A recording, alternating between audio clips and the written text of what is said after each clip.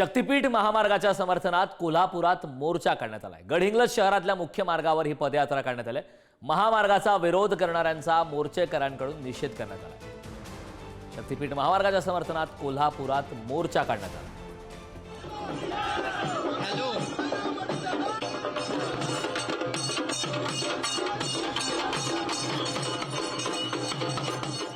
समृद्धी महामार्ग होत असताना लोकांनी अशीच बोटं तोडत टाकली आणि सगळे विरोध केला।